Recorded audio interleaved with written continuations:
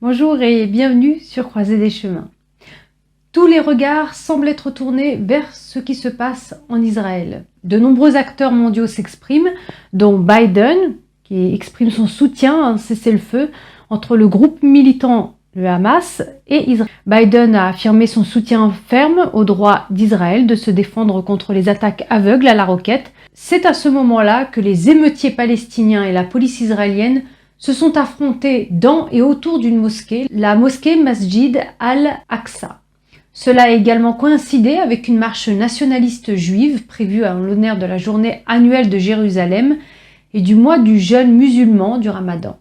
Les commentaires de M. Biden font suite à une pression exercée par un groupe de démocrates. Le sénateur démocrate Jon Ossoff a pris la tête de 28 sénateurs démocrates dans une déclaration commune publiée dimanche, appelant à un accord de cessez-le-feu immédiat en Israël et dans les territoires palestiniens pour éviter de nouvelles pertes de vies humaines et une nouvelle escalade de la violence. Cette déclaration intervient alors que 19 républicains du Sénat ont présenté lundi une résolution visant à réaffirmer le soutien sans équivoque des États-Unis au droit d'Israël à se défendre. Aucune mention n'a été faite sur le soutien à un cessez-le-feu. Le sénateur républicain Rick Scott, qui dirige cet effort, a déclaré dans un communiqué, je cite, « N'oublions pas ce dont nous sommes témoins. Ce sont les terroristes qui attaquent impitoyablement un allié. La défense de ces terroristes est impensable. » Fin de citation. La résolution doit être présentée au Congrès cette semaine. Dans la résolution, le Sénat des États-Unis s'oppose à l'escalade et aux attaques aveugles à la roquette du Hamas contre Israël et pleure la perte des vies innocentes causées par les attaques à la roquette du Hamas. Le Sénat demande instamment un soutien continu et inébranlable à Israël et réaffirme son soutien ferme au droit d'Israël, à la paix et à la sécurité. Ceci contraste avec ce qui s'est passé quelques jours plus tôt, où les États-Unis ont pris des mesures pour bloquer une déclaration conjointe du Conseil de sécurité des Nations Unies, composée de 15 pays, appelant à un cessez-le-feu et à une condamnation de la réponse militaire d'Israël à son attaque. La Chine et d'autres nations au Conseil de sécurité de l'ONU soutiennent le cessez-le-feu. Ils veulent également condamner la réponse militaire d'Israël à une attaque. Les États-Unis ont bloqué 2 fois des résolutions similaires au cours de la semaine dernière. Les États-Unis cherchent maintenant à obtenir des réponses sur le bombardement par Israël d'un bâtiment à Gaza qui abritait Al Jazeera et l'Associated Press. Israël affirme que le Hamas utilisait le bâtiment. Le Hamas est une organisation terroriste soutenue et financée par l'Iran qui a pris le pouvoir à Gaza en 2007. Au milieu des missiles tirés des 2 côtés, Israël est passé à l'action. Il a rasé un bâtiment abritant des organes de presse tels que l'Associated Press et Al Jazeera dans la bande de Gaza. Le premier ministre israélien a dit que nous sommes assurés que tout le monde est parti. Les militaires israéliens ont donné aux occupants de l'immeuble 1 heure pour évacuer avant de détruire la tour. Le compte Twitter officiel de l'armée israélienne a expliqué le processus de traitement d'un site militaire du Hamas qui est souvent caché parmi les bâtiments civils.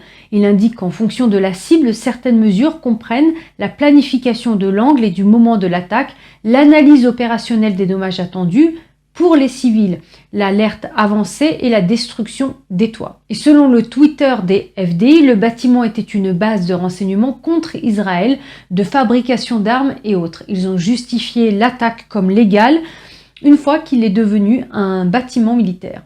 Le Premier ministre israélien a déclaré à CBS, c'est un bureau de renseignement pour l'organisation terroriste palestinienne logé dans ce bâtiment qui prépare et organise des attaques terroristes contre les civils israéliens. C'est donc une cible parfaitement légitime. L'Associated Press et Al Jazeera ont tous deux réagi par des déclarations distinctes sur la frappe. La déclaration de l'AP se lit comme suit, je cite, « Nous sommes choqués et horrifiés que l'armée israélienne ait pris pour cible et détruit le bâtiment abritant le bureau de l'Associated Press et d'autres organisations de presse à Gaza. Ils connaissent depuis longtemps l'emplacement de notre bureau et savent que des journalistes s'y trouvent. Nous avons reçu un avertissement selon lequel le bâtiment serait frappé. » Fin de citation. Les législateurs américains cherchent maintenant des réponses. Le sénateur démocrate Jack Reed déclare que les Israéliens doivent produire des preuves adéquates que le Hamas dirigeait le bâtiment et qu'il s'agissait d'une cible militaire légitime. Un officiel israélien dit que les preuves qu'il a vues sont claires comme de l'eau de roche. Il dit qu'ils ont déjà partagé ces preuves avec le gouvernement américain et qu'ils pensent que ce n'est qu'une question de temps avant que tous les responsables américains concernés ne les voient. Et le sénateur républicain Tom Cotton pose quant à lui une question différente, à savoir pourquoi la Associated Press partage-t-elle un bâtiment avec le Hamas. Se sont-ils sciemment permis d'être utilisés comme bouclier humain pour une organisation terroriste désignée par les États-Unis? Donc c'est toujours le sénateur qui pose la question. Le sénateur Tom Cotton remet également en question les reportages de l'AP sur le Hamas et affirme que le média doit répondre à des questions embarrassantes. L'Associated Press maintient qu'il ne savait pas que le Hamas utilisait le même bâtiment. Et au cours du week-end, l'armée israélienne a simulé une invasion terrestre dans la bande de Gaza suite à une erreur d'aiguillage sur les médias sociaux qui a conduit le Hamas à cacher ses armes sous terre. Israël a alors lancé un bombardement intensif des tunnels et a procédé à des assassinats ciblés de dirigeants clés du Hamas. L'AFP rapporte que la chancelière allemande Angela Merkel a exprimé sa solidarité avec Israël tout en faisant part des pertes des vies humaines des deux côtés. Le secrétaire d'État américain Anthony Blinken a exhorté Israël et les Palestiniens à protéger les civils, en particulier les enfants, réaffirmant qu'Israël, en tant que démocratie, a une charge supplémentaire pour le faire. Et l'ancien secrétaire d'État Mike Pompeo a quant à lui déclaré lors d'une émission « Les Iraniens ont clairement indiqué qu'ils avaient des intentions génocidaires et qu'ils veulent effacer Israël de la surface de la planète et ils utiliseront des forces par procuration, des gens comme le djihad islamique palestinien et le Hamas. Certains disent maintenant que l'administration Biden est plutôt discrète sur cette question, semblant ne pas vouloir offenser aucun des deux partis. CNBC a publié un article expliquant pourquoi l'accord sur le nucléaire iranien compromettra les efforts visant à mettre fin au conflit entre les deux États. Pour rappel, Biden a fait pression pour que les États-Unis rejoignent l'accord nucléaire iranien en 2015, puis le président Trump s'en est retiré en 2018. Il a déclaré qu'il donnait à l'Iran des millions de dollars, mais ne parvenait pas à empêcher le régime de développer des missiles balistiques. Le vice-président senior de la Fondation pour la défense des démocraties, Jonathan Schanzer, a déclaré à CNBC que le silence de Washington pourrait avoir un rapport avec l'accord sur le nucléaire iranien. En effet, le retour à l'accord permettrait à l'Iran de bénéficier de milliards de dollars d'allègement des sanctions en échange de la limitation de son programme nucléaire. Téhéran pourrait utiliser cet argent pour financer des militants puisque l'Iran est le principal sponsor du Hamas. Il a ajouté que les États-Unis se retrouveraient par inadvertance à soutenir indirectement les deux parties du conflit israélo-palestinien, c'est-à-dire qu'ils mineraient la relation entre Israël et les États-Unis tout en finançant le Hamas, mais aussi en finançant les fournitures de guerre d'Israël. Cela rendrait la position des États-Unis sur cette question ironiquement très immature. Et selon Reuters, les États-Unis se sont opposés la semaine dernière aux efforts du Conseil de sécurité des Nations Unies pour publier une déclaration publique sur les tensions israélo-palestiniennes, craignant qu'une déclaration ne nuise à la diplomatie en coulisses. C'est la raison pour laquelle Blinken a été si réactif à la destruction de l'immeuble des bureaux abritant la paix et Al Jazeera, car les États-Unis doivent maintenant jouer une double diplomatie avec l'Iran, soutien direct du Hamas et avec Israël de l'autre côté. Cela signifie que soit les États-Unis abandonnent leur obsession de l'accord sur le nucléaire iranien, soit ils risquent de perdre l'alliance d'Israël. Prenons un moment pour faire un bref historique d'Israël, très bref. Beaucoup pensent aux années qui ont suivi la fin de la Deuxième Guerre mondiale. C'est à ce moment-là qu'Israël est devenu officiellement le premier et le seul État juif dans une région recherchée par beaucoup. Aujourd'hui, Israël moderne abrite des sites historiques importants comme Jérusalem, une ville que beaucoup voulaient s'approprier. Au cours de sa longue histoire, Jérusalem a été siégée 23 fois.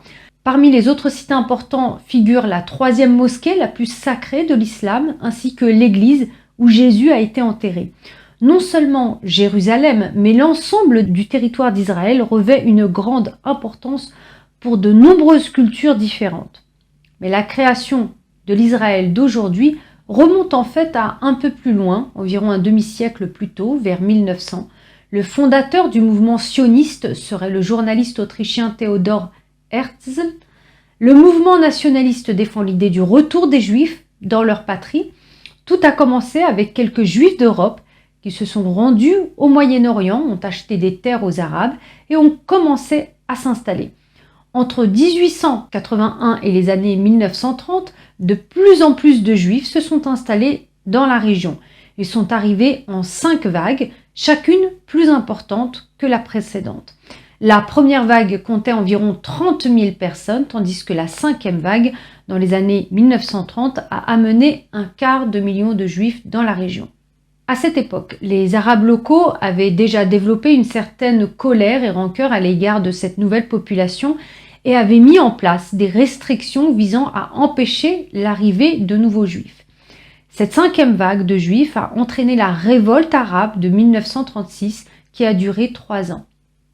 Après la fin de la Seconde Guerre mondiale, la plupart des Juifs ne voulaient plus vivre en Europe après les persécutions brutales qu'ils y avaient subies au cours de la dernière décennie. Les Nations Unies ont voté sur la question de savoir si les Juifs devaient avoir leur propre État au Moyen-Orient. Le vote s'est avéré être en faveur d'Israël et on peut dire que c'est ainsi que la nation a été officiellement créée. Mais les Arabes, qui se sont sentis trahis et se sont sentis volés de leurs terres, ont immédiatement déclaré la guerre à Israël. Ainsi, ce que les Israéliens considèrent comme le jour de l'indépendance, les Arabes le voient comme le début de ce qu'ils considèrent comme une persécution brutale contre les leurs. Les nations arabes, et en particulier la Palestine, sont en guerre avec Israël depuis lors. Bien que ce ne soit pas une bataille constante, la plupart du temps elle n'est pas active comme en ce moment, mais les tensions et les attaques aléatoires des deux côtés frémissent régulièrement. Ce n'est qu'un très bref aperçu, très général, mais qui dépeint dans les grandes lignes l'historique. Voilà, Croisée des chemins, c'est fini pour aujourd'hui. Merci de votre présence et de votre écoute. Prenez soin de vous et je vous dis à très bientôt. Au revoir.